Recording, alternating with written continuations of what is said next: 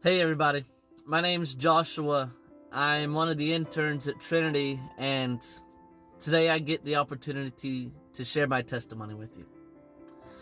I grew up in a family with older brother and younger sister, and had two very successful parents in both of their fields. My dad was a director of an IT department at a international hospital corporation, and he went around helping hospitals all over the nation. Very successful at his job. My mother helped rewrite some of the protocol and mentalities of special education in the state of Texas. And so I had two very successful parents, very good at what they do, and they pushed us to be very good at what we do as well.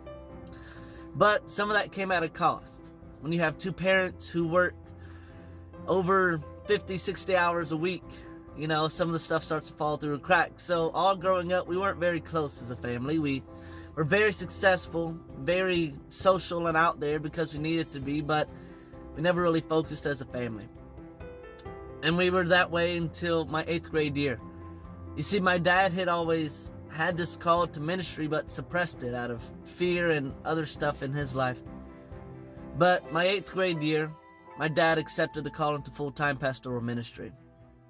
And we got into this, and it changed our family. We had more time and we started connecting. But my dad's call into ministry was the similar job he had in the hospital, to go into churches that were not doing so hot and help them begin healing and working to better. And so that was my experience of churches that were not healthy, churches that had a lot of problems and some wrinkles they needed to iron out. And so that was my impression of the church when I was younger, that Christians were unhealthy, they had problems, they didn't want to help people. And so that affected my view of God and Christianity. And so I didn't want to be a part of this. But at the same time, my dad accepted his call, I got the call into ministry. And so I just refused it, kept living my life. And so because I started to denounce my faith, I needed to find another identity. And that identity I found soon developed into an addiction of drugs and alcohol and pornography. And I battled with that for years and years and lived into that because I felt that that community would never hurt me. And I kept this all hidden from my family because my dad was still the pastor, and we have to keep a clean public view because a pastor can't have an addict as a son. And so I kept that hidden, and I kept that shame for years and years, even going into college, when I finally decided, just to appease everyone who thinks I'm going to be a pastor, I'll go to SNU for a year, tell them it wasn't for me, and go do something else.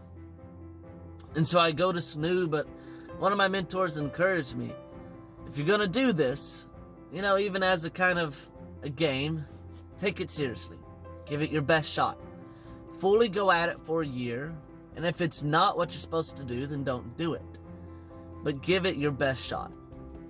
And so I go to school, and I start working the path of sobriety, and it was all in seclusion at the same time. I didn't surround myself with the right people at that time who would help me with sobriety, and so it was a very long, hard road. But one of my mentors in there at SNU encouraged me to start telling people who would help me. And so he encouraged me for the first time to go home to tell my parents about my addictions and my path to sobriety. And so Christmas of my freshman year, that's what I did. I went home and sat down and said to my parents everything. I laid it all out. I told them my battle with addiction and sobriety and all the vices that I had given into throughout my life. And it was the beginning of a very long, hard journey, but it was a journey that I now had people doing with me. And through their grace and acceptance and love and forgiveness, I soon found other people and mentors and sponsors who've been with me on this journey. And over this last summer, I had an opportunity to invite God on that journey with me. You see, I try to do all this, finding other people, but still struggling with shame and needing to work on it and get myself better before I can take it to God. And last summer I was sitting in a service and finally felt the unction to give all the messy parts of my life to God as well. If I was really going to give this my best shot and see if this is what God was calling me into, then He needs the bad parts of me as well. And so I did. And since then, it's been this continual journey of finding the grace and goodness of God, and how despite the flaws and the messiness, He calls us to surrender all of our lives to Him.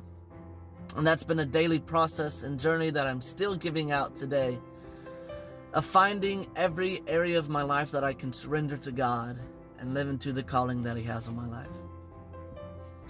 So thank you guys so much for listening to my testimony. I pray God's grace and peace over everyone, and can't wait to see y'all back next August. See you.